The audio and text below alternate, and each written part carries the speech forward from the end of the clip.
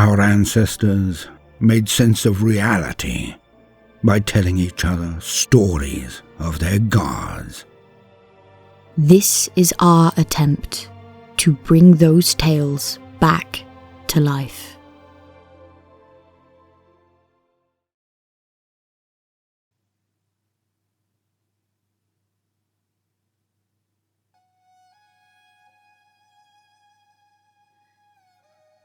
I am Clymene, daughter of Oceanus and Tethys, wife to Iapetus, now widow.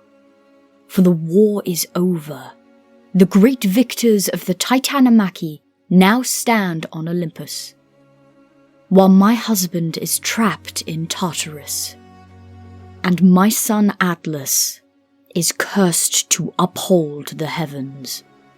I am pained by the loss, but relieved that at least my Prometheus and Epimetheus may remain.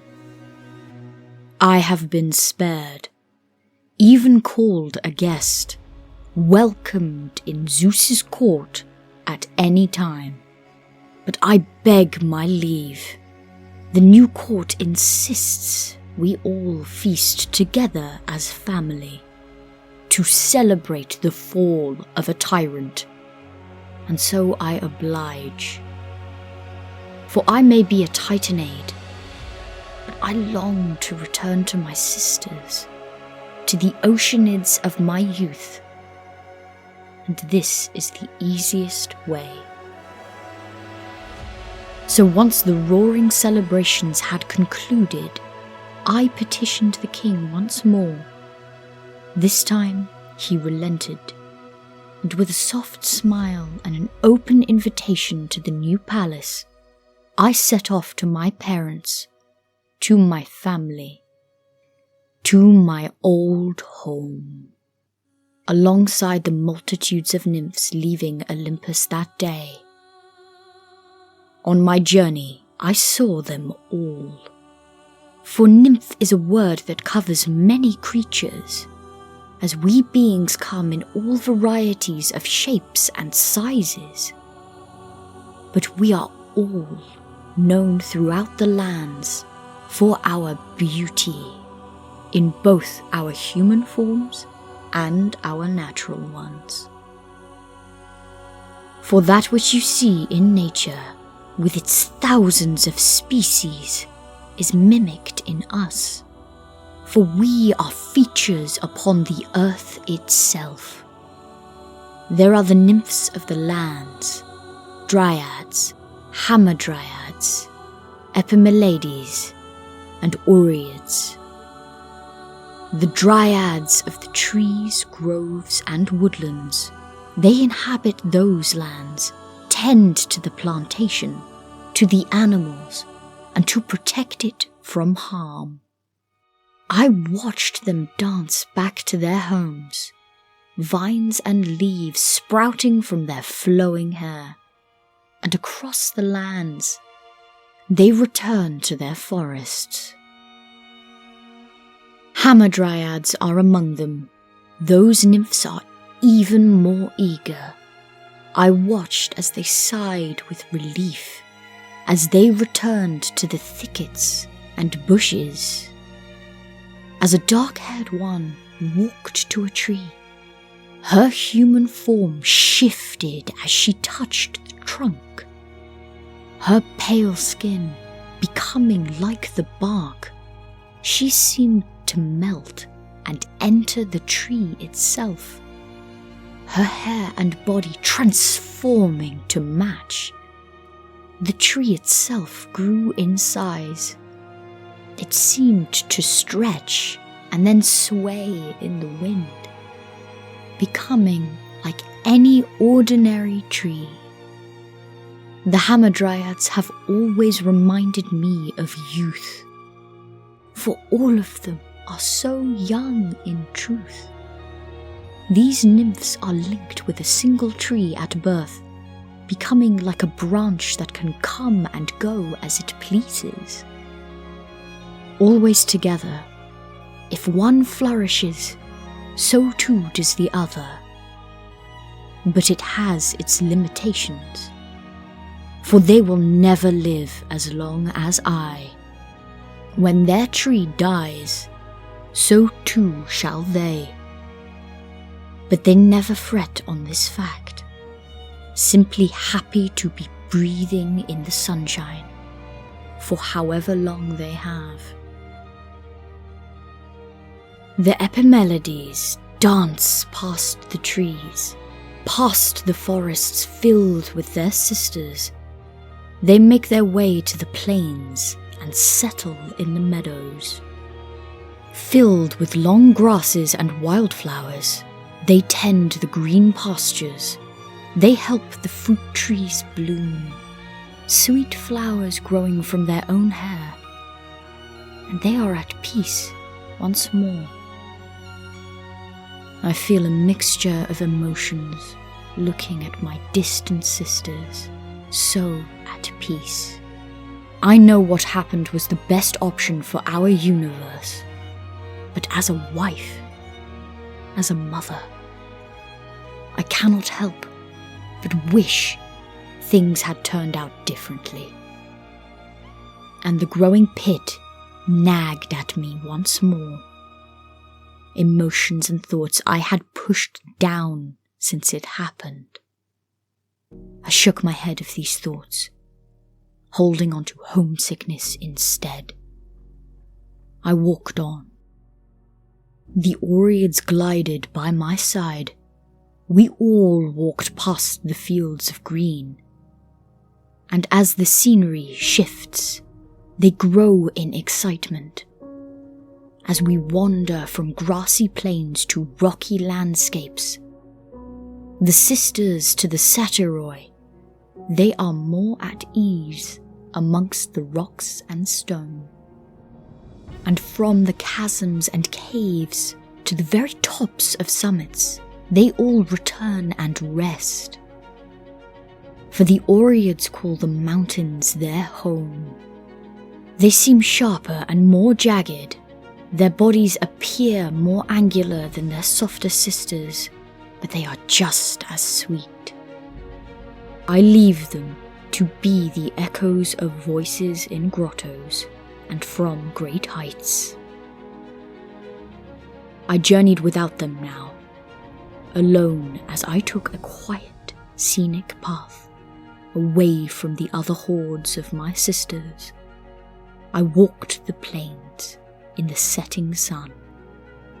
I pushed down at the lump in my throat, but the tears stung at my eyes. Against my own will, they spilt from their confines down my face, until I felt a breeze touch my cheek, caressing it, as if a gentle hand were wiping the water from my skin. And I heard faint whispers on the wind. I cast my eyes to the skies, and the owner of the hand used its wisp-like fingers to dry my cheek. And with my eyes I saw her face, imperceptible to mortals, but I see her, one of the Aurea, her smile full of sorrow and sympathy. She floated higher, then I saw the rest of them in their numbers, the nymphs of the skies. The Nephilae of the clouds floated steadily in the darkening sky, and the Aurea, the cooling breezes. The Aurea are faster than the Nephilae, and dart to and fro, in and out, and all around them. They laugh with one another, and begin the pursuit, now in competition, racing to their desired location. I crack a smile at their antics. At least they can find joy now. With time, perhaps we all can. I walked in the darkness now. The moon had risen and the winds were still. This earth is different than I remember. Great craters, scorch marks, and hollows litter this place. It must have been used in battle. I studied each gouged out part of soil, every burnt tree and smashed mountain, and my mind wandered, imagining the battle between my kin, the Titans and the Olympians, and the thousands of sisters that died at both their hands. That's when I came across the largest blast site I'd seen. A verifiable bowl in the earth. And I heard a rumbling in my mind. The thunder strike that rung out when my husband died. Replaying. Over and over and over. I looked to the skies once more and let out the sob I had been holding. For even the stars above bring no comfort, as I thought of my son. Then, out of the corner of my eye, I saw lanterns and shadowed figures attached, holding the flickering lanterns in the distance. I took a deep breath and turned away from the blackened pit in the earth. Each step away quieted the noise in my head. As I grew closer, I saw them in more detail, all in rows, shadows clinging to their bodies, with torches high above their heads. The nymphs of the underworld, the dark lampades. They walk in single file through the night, towards the gap in the earth, the hole that leads from Gaia to the underworld, to Hades as it shall be known from now on. Their lights disappear into the shadows as they slip down between the earth and to their realm below. Something pulled me to them, and I find myself so close to joining them, joining the marching lines, joining them in going down below. But he is not there. He is deeper, where I cannot go. So I gathered my strength and marched away. I had grown tired of walking and of solitude, so I walked to the nearest waters. A small stream flows not far off. As soon as I stepped into the waters, I flowed into it. It was as easy as breathing. I heard the voice of the young naiad in the liquid around me, my niece as she grants me safe passage. Naiads are the youngest of us oceanids, daughters of my brothers the Potmoi, the river gods. The naiads are springs and streams, small fountains and wells. The closest to the earth, they link her back to our family. As I flowed through the waters, I felt a little of the heaviness melt away. I felt at home for the first time in a long time. I bade my niece farewell as I finally reached the beginning of the ocean. Now, in my old realm, I am surrounded by my brothers and sisters, the Potmoi and the oceanids. Along with the Nereids in these waters, more of my nieces. For the Nereids are daughters of Nereus and my sister, Doris. And it is a balm to my aching soul to be amongst my family once more. I swam amongst my sisters. We chased each other as we did in youth. It was almost as if I had never left. We raced to our parents' palace, through seaweeds and shoals of fish, and I let myself forget for a moment. Basking in the challenge, when moving through the water comes so easily to me. But Dion got there first, followed by Electra and Eurynome. I was shocked, but being away from the waters so long, of course I would grow rusty. We laughed together as we entered the throne room. But it died in our throats when we saw the commotion inside. For Oceanus, Tethys, and Pontus himself were solemn and in discussions.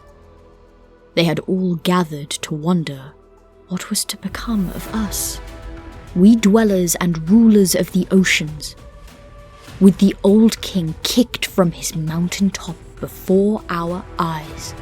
The young fighters took their places and declared new palaces. But my parents, they knew not how their new lord would proceed. Would we be left in peace? Or would a new battle begin? Even the last of the Titans and an ancient primordial were quiet. I had come home to gather myself, to seek comfort, and to mourn my losses. But perhaps that would have to wait. Living Mythology is our attempt to bring the stories of our ancestors back to life. They explained their universe through the medium of their religions. Their gods were not distant beings of academic study. They were living, breathing entities that reflected the wants, needs, good and evil in the very heart of humanity. We only wish to encourage others to study the deep and rich cultures of our forebears. We hope you have enjoyed our labours. If so, then do consider liking and subscribing. If you wish to support improvement in our endeavour, then we do have a Patreon as well.